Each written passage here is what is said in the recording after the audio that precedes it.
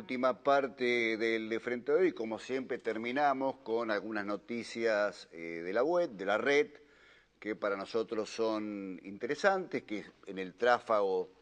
de la cotidianeidad suelen escapársele a la conciencia del hombre común y de nosotros también los que estamos a veces detrás de la noticia, porque estamos bombardeados por imágenes y a veces datos que saturan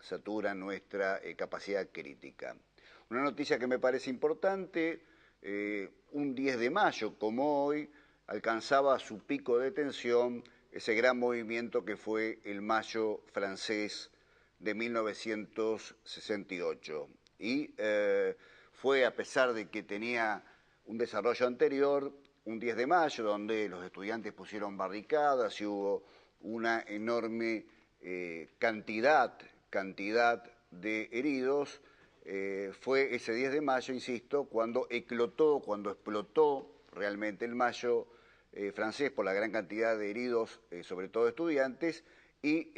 la Central de Trabajadores de Francia llamó a una huelga general que puso en vilo al gobierno francés. Fue el punto más alto de la conciencia crítica de Occidente de la segunda parte del siglo XX.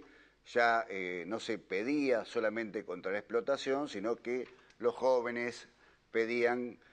luchar contra la enajenación, contra el consumismo,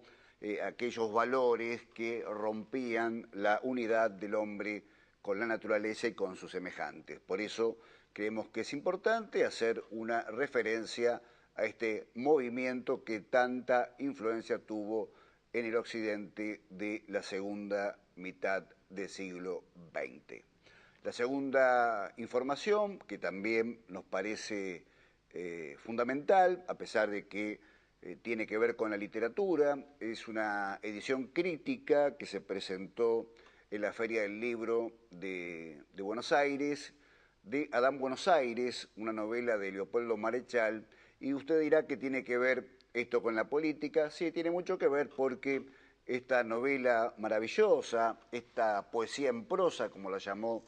en su momento Julio Cortázar, fue mirada con mucha desconfianza porque cuando apareció en 1948, Leopoldo Marechal, su autor, estaba ligado al peronismo. Entonces toda la intelectualidad que era antiperonista hizo críticas acerbas a la novela sin mirar tanto su valor estético, sino por las ideas políticas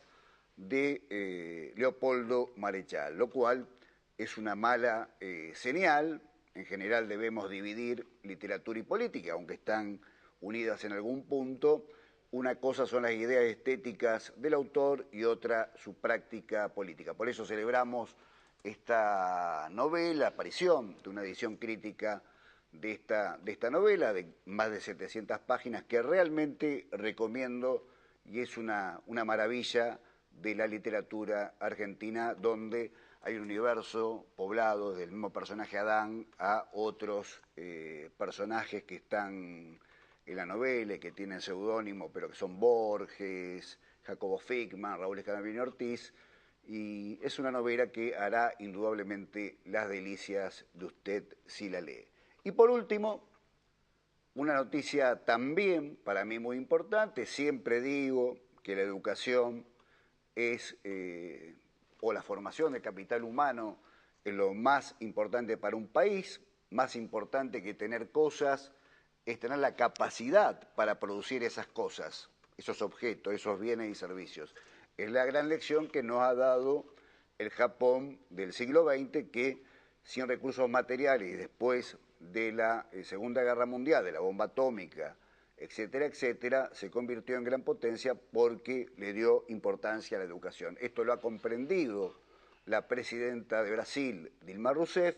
y le pide al Congreso y le pide a la clase política de Brasil que todo lo que gane Brasil en materia petrolera, Petrobras, sea dedicado exclusivamente a la educación pública, a la primaria, secundaria y universitaria. un dato que no suele aparecer en los diarios, por ahí aparece más que Brasil quiere combatir la inflación, este dato de la inversión que va a hacer y que pide la presidenta brasileña para la educación financiada por el petróleo no es tan común en los medios de la República Argentina, pero queríamos traerla a colación. Con estas tres noticias, con este paneo, como siempre digo, de algunas noticias que considero importantes, terminamos el De Frente de hoy. Espero que pasen una excelente semana.